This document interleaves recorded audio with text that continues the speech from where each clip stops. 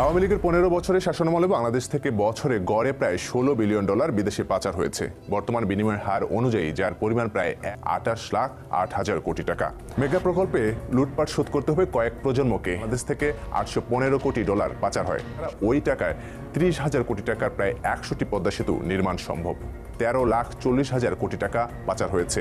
এ পরিমাণ অর্থ দিয়ে ঢাকার উত্তরা মতিঝিল রুটের মতো ৪টি মেট্রো রেল নির্মাণ ব্যয় মেটানো সম্ভব। আসসালামু আলাইকুম রহমতুল্লাহ। সুপ্রিয় দর্শক মণ্ডলী, গুরুত্বপূর্ণ একটি প্রতিবেদনে আপনাদের সবাইকে স্বাগতম। দেশ এবং দেশের বাহিরে যে যেখান থেকে আজকের এই প্রতিবেদনে ক্লিক করছেন সকলকে জানাচ্ছি আন্তরিক শুভেচ্ছা এবং অভিনন্দন।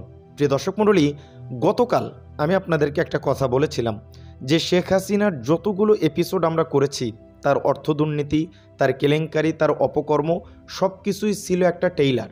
এখন ফাইনাল রাউন্ড। আজকের ভিডিওতে এমন কিছু তথ্য আপনারা জানবেন যে তথ্যগুলো বিগত দিনে আপনারা জানেন নাই। বাংলাদেশের সকল সোশ্যাল মিডিয়ায় যতগুলো আপডেট দেওয়া হয়েছে হাসিনার দুর্নীতি নিয়ে তা 1%ও সত্য না। আজকে জানবেন সত্যতা। অনুরোধ করতেছি, খুবই তথ্যবহুল একটি ভিডিও, একটু লম্বা হবে। পরিপূর্ণ ভিডিওটি দেখলেও দেশের কোন কোন জায়গায় সে আঘাত হানছে, কি কি করছে, সব কিছু A to Z বিস্তারিত জানতে পারবেন। অনুরোধ এতটুকুই, পরিপূর্ণ ভিডিওটি দেখেই আপনার মূল্যবান মতামতটি কমেন্ট বক্সে জানাবেন। তার আগে চ্যানেলে যারা নতুন আসছেন দয়া করে চ্যানেলটি সাবস্ক্রাইব করে দেবেন। চলেন প্রতিবেদনটি একাধারে না টেনে দেখতে থাকি প্লিজ। খুবই তথ্যবহুল ভিডিও, পরিপূর্ণ ভিডিওটি দেখবেন, শুনবেন ইনশাআল্লাহ।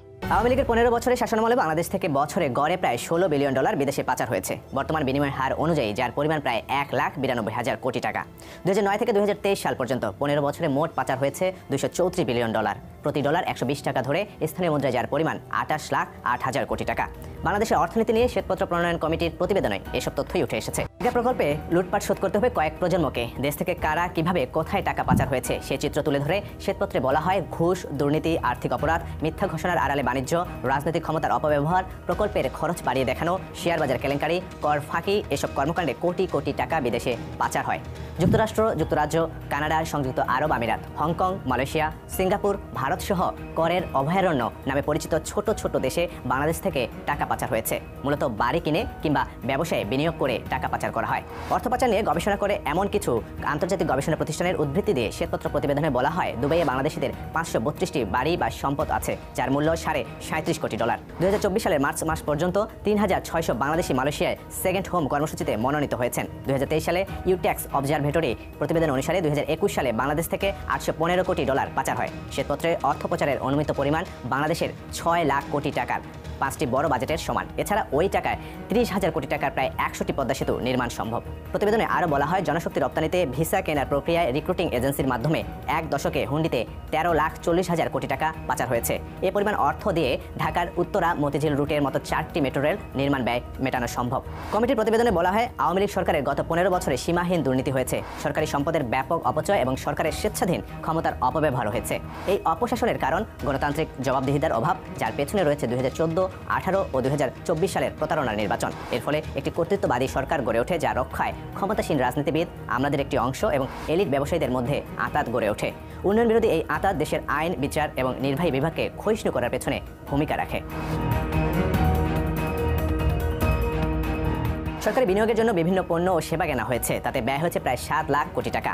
এ থেকে ঘুষ হিসেবে দেওয়া হয়েছে ১,৬১,০০০ কোটি থেকে ২,৮০,০০০ কোটি টাকার মতো। এই ঘুষ নিয়েছেন রাজনৈতিক নেতা, আমলা ও তাদের সহযোগীরা। প্রতিবেদনে এ নিয়ে বলা হয় ঘুষের টাকার মধ্যে ৭৭,০০০ থেকে ৯৮,০০০ কোটি টাকা গেছে আমলাদের ঘরে। রাজনৈতিক নেতা ও তাদের সহযোগীদের কাছে গেছে ৭০,০০০ থেকে ১,৪০,০০০ কোটি টাকা। আর ঠিকাদারেরা দেশে ও বিদেশে এই অর্থ পৌঁছে দিয়েছে রাজনীতিবিদ ও আমলাদের পরিবারের সদস্যদের কাছে। বাংলাদেশের অর্থনীতির অবস্থানের শ্বেতপত্র উন্নয়ন বয়ানের ব্যবচ্ছেদ শিরোনামের ৩৯৭ পৃষ্ঠার প্রতিবেদনে 5টি বিষয়বস্তুর উপর মোট 23টি অধ্যায় রয়েছে। শ্বেতপত্রের পর্যালোচনায় দেশে বিরাজমান অর্থনৈতিক সংকট ও জনপরিসরে দুর্দশার বিষয়গুলো উঠে আসে। এ ক্ষত যতটা সন্দেহ করা হচ্ছে তার চেয়ে অনেক বেশি গভীর বলে তদন্তে উঠে এসেছে। প্রতিবেদনে বলা হয় গত সরকারের আমলে সবচেয়ে বেশি দুর্নীতি হয়েছে ব্যাংক খাতে। এরপরে রয়েছে যথাক্রমে ভৌত অবকাঠামো, জ্বালানি, বিদ্যুৎ এবং তথ্য প্রযুক্তি। গত জুন পর্যন্ত ব্যাংক খাতের সমস্যাগ্রস্ত ঋণের পরিমাণ ৬,৭৫,০০০ কোটি টাকা। বড় কিছু শিল্প গ্রুপ ভুয়া কোম্পানির নামে ঋণ নিয়ে তা আত্মসাৎ করেছে।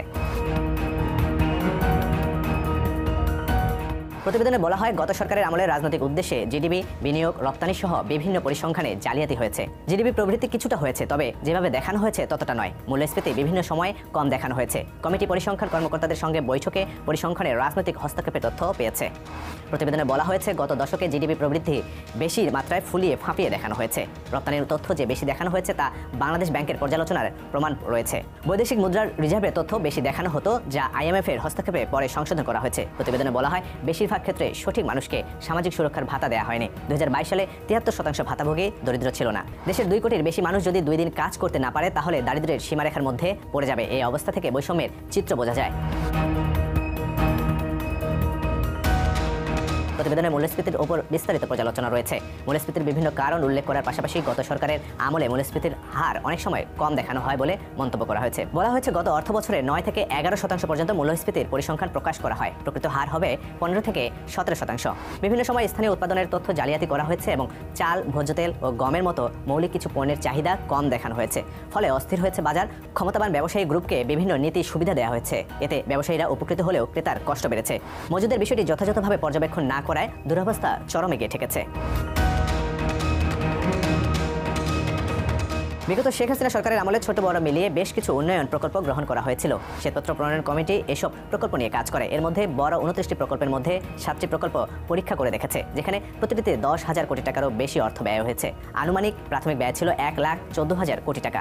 কমিটি প্রধান উপদেষ্টাকে জানায়, এসব প্রকল্পে জমির দাম বেশি দেখিয়ে প্রকল্পের ব্যয় সংশোধিত করে বাড়ানো হয়েছে অনেক, যা টাকার অঙ্কে 1,95,000 কোটি টাকা। কমিটি জানিয়েছে, কোথাও কোথাও প্রকল্প ব্যয় বাড়ানো হয়েছে 70% পর্যন্ত। গত 15 বছরে বার্ষিক উন্নয়ন কর্মসূচি বা ADB-তে 17 লাখ কোটি টাকার বেশি ব্যয় হয়েছে এবং এর 40% অর্থ আমলারা লুটপাট করেছে। প্রতিবেদনে আরও বলা হয়, বিদ্যুৎ উৎপাদনে $30 বিলিয়ন বিনিয়োগ করা হয়েছে। 10% যদি অবৈধ লেনদেন ধরা হয়, তাহলে এর পরিমাণ হবে কমপক্ষে $3 বিলিয়ন। জালিয়াতির মাধ্যমে শেয়ার বাজার থেকে 1 লাখ কোটি বা 1 ট্রিলিয়ন টাকা আত্মসাৎ করা হয়েছে বলে শ্বেতপত্রে উঠে এসেছে। পতিত স্বৈরাচারী শাসনামলে ভয়ের রাজত্ব এতটাই ছিল যে বাংলাদেশের অর্থনীতি পর্যবেক্ষণকারী বহু পাক্ষিক সংস্থাগুলো এই লুণ্ঠনের ঘটনায় অনেকাংশে নীরব ছিল বলে মন্তব্য করেন প্রধান উপদেষ্টা।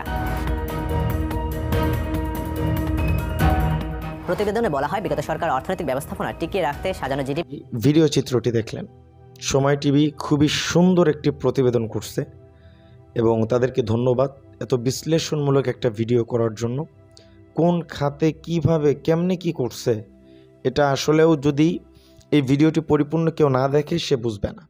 যারা দেখছেন তাদেরকে অসংখ্য ধন্যবাদ। আপনারা সত্যতাই জানছেন ইনশাআল্লাহ। আমি এই ভিডিওটা পরিপূর্ণ দেখছি এবং বোঝার চেষ্টা করছি যে করছেটা কি। অবাক হয়ে যাইতাম মাঝে মাঝে, করছেটা কি চিন্তা করা যায়। এইভাবে টাকাগুলো মানে আল্লাহ মাফ করুক, তারে যদি দেশে আনা যায়, দেশের অর্থনীতির চাকা ঠিক হয়ে যাবে। রাখতে পারবে না তো, যতই চেষ্টা করুক, যত এই যে কত প্রকারের কর্মকাণ্ড দেশের বিরুদ্ধে করা হচ্ছে, কি দেশ কি থেমে গেছে? আমরা পেঁয়াজ না খেয়ে মরতেছি? তারা তো পেঁয়াজ খায় না, হিন্দুরা পেঁয়াজ খায় না, কিন্তু তো বিক্রি করবো কোথায়? আমরা ছাড়া আছে কেউ? পার্শ্ববর্তী দেশ। আর ভারতে এমনি যে ট্যাক্সের সিস্টেম করছে, বাচ্চা হলেও ট্যাক্স নেই, সরকারের পকেট গরম করতেছে। তো হাসিনা মোদি যে চালুক, আমাদের কাছে এসে তারা আসলে ধরা। আমরা সবাই এক।